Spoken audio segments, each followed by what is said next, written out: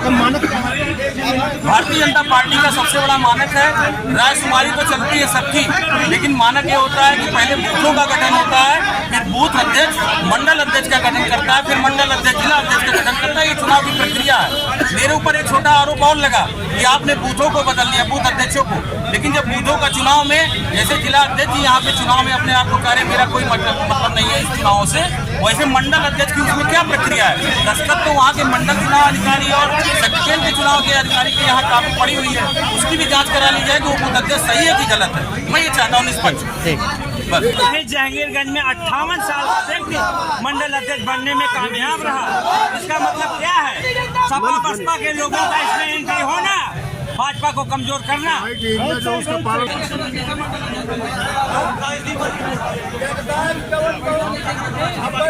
पूरा मामला भारतीय जनता पार्टी के संगठन का पर्व चल रहा है और इसमें मंडल अध्यक्ष तक का चुनाव संपन्न हो चुका है। आज जिला अध्यक्ष पद के लिए नॉमिनेशन है। जिला चुनाव अधिकारी और चुनाव के पर्यवेक्षक कार्यालय में मौजूद हैं। चूंकि एक लोकतांत्रिक पार्टी है और विश्व की सबसे बड़ी पार्टी है, इसलिए निश्चित तौर पर एक एक पद के लिए अनेक दावेदार होते हैं। उसमें किसी एक का ही चयन करना होता है। चयन प्रक्रिया बड़ी पारदर्शी है। इसमें राष्ट्रीय चुनाव अधिकारी, प्रदेश चुनाव अधिकारी, जिला चुनाव अधिकारी, मंडल चुनाव अधिकारी नियुक्त हुए हैं। इसके साथ साथ हर जगह पर्यवेक्षक भी नियुक्त हुए हैं। चूंकि संगठन का चुनाव है, संगठन की आचार संहिता लागू है। संगठन के चुनाव के समय जिला अध्यक्ष, मंडल अध्यक्ष का कोई रोल नहीं रह जाता है। ये बड़ी ही पारदर्शी प्रक्रिया है जिसमें लोग आवेदन करते हैं, रायशुमारी होती है और उसके आधार पर जातिगत समन्वय बिठाते हुए किसी का चयन होता है। उस चयन की प्रक्रिया में कुछ मंडलों में जिन कार्यकर्ताओं की उम्मीद थी, वरिष्ठ समन्वय के कारण या रायशुमारी के कारण कई चीजें होती हैं, उसके कारण यदि किसी का नहीं हो पाया है तो उनका आक्रोश है। भारतीय जनता पार्टी एक परिवार है, लोकतांत्रिक व्यवस्था है। इसमें प्रत्येक कार्यकर्ता को अपनी बात कहने का एक अधिकार है। लेकिन मेरा खाली इतना निवेदन, मैं वो आप लोग देख रहे थे, मैं वहाँ भी कह रहा था, यदि कोई शिकायत है तो उसे फोरम पर करना चाहिए। पर्यवेक्षक जी यहाँ पर हैं, उनसे मिलकर के मैंने कहा 4-5-6 लोग जाकर के मिल लें, या शिकायत करने के लिए क्षेत्रीय और प्रदेश कार्यालय भी पर्यवेक्षक नियुक्त हैं, वहाँ जाके कह दें। लेकिन उत्साहित कार्यकर्ता हैं, कुछ अति उत्साह में इस तरीके की नारेबाजी वगैरह हो रही है। मुझे लगता है कि यह नहीं होना चाहिए। अच्छा अध्यक्ष जी, बड़ा लग रहा है कि जो है रुपया लेकर के पद बांटने वाली बात आई है, ये कहाँ तक सही है और इन आरोपों की क्या पार्टी जांच करवाएगी?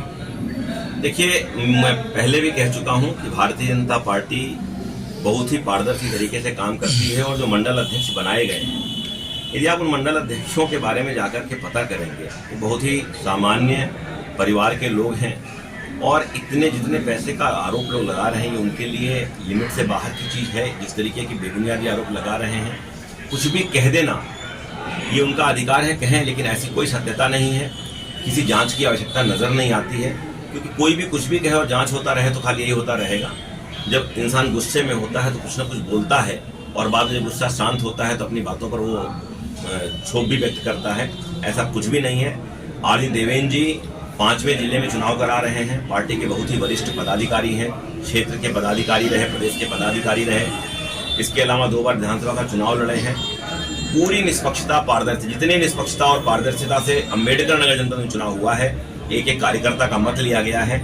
इसमें कहीं कोई भी तथ्य जो भी लोग कह रहे हैं वो पूरी तरह से बेबुनियाद है। नियमों को दरकिनार करके चुनाव द्वारा कहा जा रहा है जो संगठन द्वारा मानक बनाया गया था उसके अनुरूप चयन नहीं हुआ है मंडल अध्यक्षों को, इसमें आपकी क्या राय है? कार्यकर्ता जिन पत्रकों को पढ़ करके ये बात कह रहे हैं, देखिए, ये लोकतंत्र में, भारतीय जनता पार्टी के आंतरिक लोकतंत्र में नियम, कानून, संविधान बनाने का काम राष्ट्रीय चुनाव अधिकारी का होता है, उसका विशेषाधिकार होता है। अब मान लीजिए कोई मुस्लिम बाहुल्य बूथ है या कोई अल्पसंख्यक बाहुल्य मंडल है, वहां पर उस क्राइटेरिया में कोई नहीं मिल रहा है, तो वहां ऐसे ही अम्बेडकर नगर 22 से 24% दलित आबादी का जिला है, तो दलित मंडल अध्यक्ष भी बन जाएं तो जहां पर उस नियम कानून के तहत नहीं आते वहां पर उनको विशेषाधिकार रहता है। यह छूट है। कार्यकर्ताओं को इस बारे में पता नहीं, वो एक लिखी हुई बात को लेकर के बोल रहे हैं। लेकिन व्यवहारिक रूप से संगठन चलाने के लिए कुछ आवश्यकताएं ऐसी होती हैं जहां पर कुछ नियमों में बदलाव करने की विशेष एक अधिकार जो है चुनाव अधिकारी को प्राप्त होता है। आ रहा है कि भीम आर्मी सदस्य था, उसको मंडल अध्यक्ष बना दिया गया है। यही मैं आपसे कह रहा था कि बेबुनियाद आरोप लगाना, कुछ भी कह देना कार्यकर्ताओं को नहीं कहना चाहिए ऐसा। जो हंसवर से मंडल अध्यक्ष बने हैं सुरेश गौतम, वह भारतीय जनता पार्टी हंसवर मंडल के अनुसूचित मोर्चे के अध्यक्ष पहले से हैं। विगत कई वर्षों से वो हंसवर मंडल के भारतीय जनता पार्टी के अनुसूचित मोर्चे के अध्यक्ष हैं। जो अनुसूचित मोर्चे का अध्यक्ष भारतीय जनता पार्टी का ऑन रिकॉर्ड है, उसे भीम आर्मी का कहना सर्वथा अनुचित है।